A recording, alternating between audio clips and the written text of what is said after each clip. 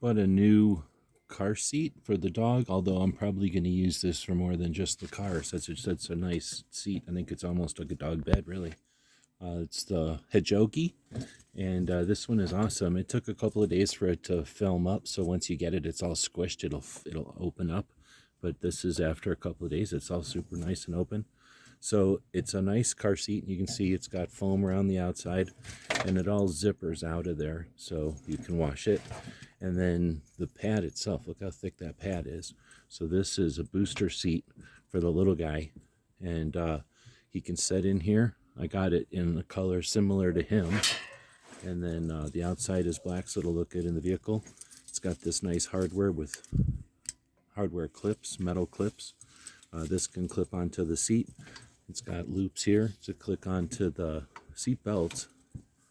Things on the side for wipes and other stuff. And like a lint roller is handy in those kind of things. And this, he likes it a lot. It's super comfortable. This is that egg crate material, so it's like fingers under here.